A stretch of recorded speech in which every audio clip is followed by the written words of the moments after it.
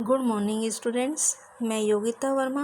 बच्चों, संस्कृत कक्षा में हमारा विषय चल रहा था नीति श्लोकः। नीति श्लोक से हमने अभिप्राय समझा था। जीवन के विषय में, परोपकार आदि के विषय में हमको इन नीति श्लोकों से कुछ महत्वपूर्ण जानकारी प्राप्त होती है। बच्चों, इन नीति श्लोकों से जो शिक्षा हमें प्राप्त होती है वो शिक्षा हमें जीवन पर्यंत अत्यंत लाभकारी सिद्ध भी होती है। इससे पहले की कक्षा में बच्चों हम श्लोक नंबर 1 से 6 तक पढ़ चुके थे। आज हम पढ़ने वाले हैं श्लोक नंबर 7। श्लोक नंबर 7 में भी यही बताया कि मनुष्य को प्रतिदिन चिंतन करना चाहिए, प्रतिदिन सोचना चाहिए कि मुझ में कौन कौन सी अच्छाइयाँ हैं और कौन कौन से अवगुण हैं, कौन कौन सी बुराइयाँ हैं, उसी के विषय में बताया है। अब देखेंगे हम श्लोक नंबर 7। किम छिद्रम कोनु संगो में किम वा अविनिपातितं कुतो मम आश्रयेत दोषः इति नित्यम विचिंतेत। यहाँ पर पहले सेकंड लाइन में देखेंगे, इति नित्यम विचिंतेत। नित्यम माने प्रतिदिन, मनुष्य को प्रतिदिन, विचिंतेत माने चिंतन करना चाहिए, सोचना चाहिए।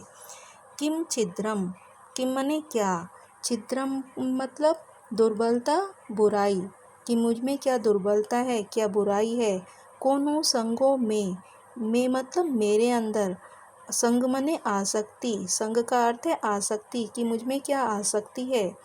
किम वा अविनिपातितम, किम मतलब क्या, वा का अर्थ होता है अथवा, अविनिपातितम माने वह कौन सी वस्तु है जो पतनशील नहीं, अर्थात ऐसी कोई भी वस्तु संसार में नहीं है जो परिवर्तनशील नहीं हो या जिसका विनाश नहीं हो। ऐसी कोई भी वस्तु संसार में नहीं है।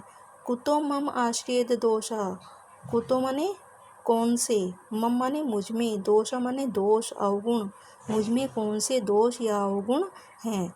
दोबारा से अर्थ देखिए, इति नित्यम विचिंतेत, मनुष्य को प्रतिदिन चिंतन करना चाहिए। किम छिद्रम, कि मुझ में क्या दुर्बलता है, क्या बुराई है, अर्थात जिस बुराई को, जिस दुर्बलता को दूर करके मैं आगे उन्नति के मार्ग पर बढ़ सकता हूँ। कौन संगों में, और मुझ में कौन सी ऐसी आ सकती है, कौन सी वस्तु से मुझे इतना अत्यधिक लगाव है कि उसको मैं छोड़ नहीं सकता। किम वा अविनिपातितम, वह कौन सी वस्तु है जो पतनशील नहीं है। कुतो मम आश्रयेत दोषः, मुझ में कौन से दोष या अवगुण हैं, जिन अवगुणों को दूर करके मैं आगे उन्नति के मार्ग पर बढ़ सकता हूँ, अर्थात उन दोषों को दूर करके मैं गुणों को प्राप्त करके उन्नति कर सकता हूँ। दोबारा से अर्थ देखिए, मनुष्य को प्रतिदिन चिंतन करना चाहिए कि मुझ में क्या दुर्बलता है, क्या बुराई है, क्या आसक्ति है, वह कौन सी वस्तु है जो पतनशील नहीं है, मुझ में कौन से दोष या बुराइयां हैं, कौन से अवगुण हैं। इसके बाद हम पढ़ेंगे श्लोक नंबर 8। श्लोक नंबर 8 में लिखा है, गुणेषु क्रियतां यत्नः किम आटोपय प्रयोजनम विक्रियन्ते न घंटा भी गावा शीर विवर्जितः। यहाँ पर भी बच्चों श्लोक में हमें बताया है कि अच्छे गुणों को प्राप्त करने के लिए हमें हर संभव कोशिश करते रहना चाहिए, उन गुणों को हमें सीखते रहना चाहिए। गुणेषु क्रियताम यत्न, गुणेषु माने गुणों के लिए, यत्न माने प्रयत्न, यत्न का अर्थ है प्रयत्न, कोशिश, क्रियता माने करनी चाहिए, गुणों को प्राप्त करने के लिए प्रयत्न करना चाहिए। किम आटोपय प्रयोजनम, किम माने क्या, आटोपय का अर्थ है आडंबरों से, भारी दिखावे से, प्रयोजनम मतलब लाभ, भारी दिखावे से कोई भी लाभ नहीं है। क्यों लाभ नहीं है, क्योंकि क्षीर विवर्जिता, क्षीर विवर्जिता माने दूध न देने वाली, दूध न देने वाली मतलब गाय, गावा, गावा माने गाय, घंटा भी गावा, दूध न देने वाली गाय के गले में घंटा माने घंटी आदि बांधने से भी न विक्रियंते, अर्थात उसको बेचा नहीं जा सकता, उसको कोई खरीदने वाला नहीं होता, विक्रिय नहीं हो सकता उसका। दोबारा से अर्थ देखिए, गुणेषु क्रियताम यत्न, मनुष्य को गुणों को प्राप्त करने के लिए प्रयत्न करना चाहिए।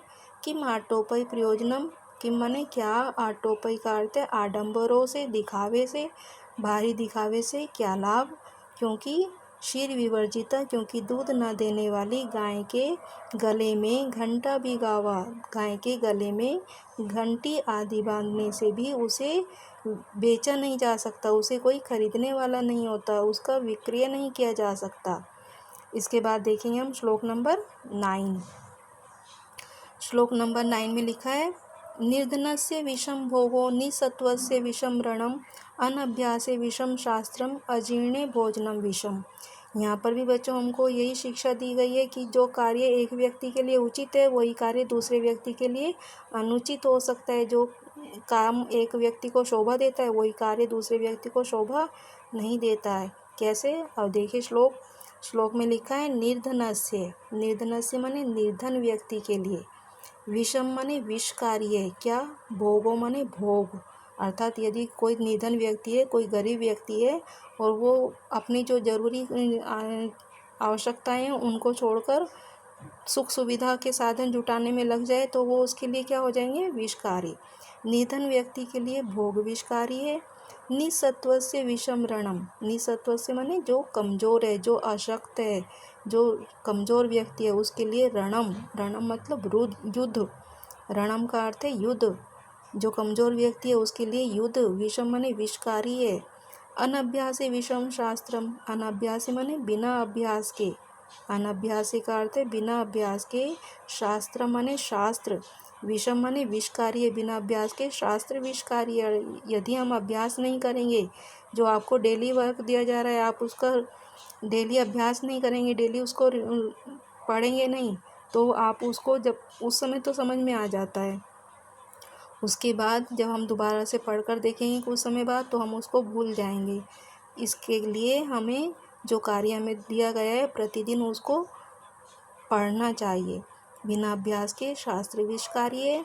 अजीर्णे भोजनम विषम, अजीर्ण माने अपच की स्थिति में, अपच मतलब जब हमारा पेट भरा हो या फिर हमको भूख नहीं हो या फिर हमारा पेट खराब हो, अपच हो, अपच की स्थिति में भोजन माने भोजन विषकारी है। अर्थात जब हमको भूख लगी होती है तो कैसा भी भोजन हो, कितना भी साधारण भोजन हो तो हमको प्रिय लगता है, और जब हमको भूख नहीं हो या फिर हमारा पेट खराब हो तो हमें वो भोजन अच्छा नहीं लगता।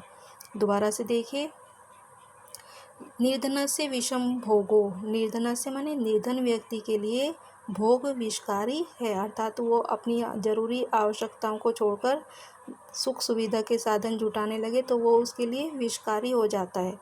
निर्धन व्यक्ति के लिए भोग विषकारी है। यहाँ पर भी निर्धनस्य शब्द दिया है, निर्धनस्य शब्द में भी विभक्ति आई है, विभक्ति का आपको ध्यान रखना है। निर्धनस्य शब्द में आई है षष्ठी विभक्ति एक वचन। निर्धन व्यक्ति के लिए भोग विषकारी है। निसत्वस्य विषम रणम, निसत्वस्य माने अशक्त, अशक्त मतलब जो कमजोर है, जो शारीरिक रूप से कमजोर है, कमजोर व्यक्ति के लिए रणम, रणम का अर्थ है युद्ध विषकारी है। अनभ्यास विषम शास्त्रम, बिना अभ्यास के शास्त्र विषकारी है।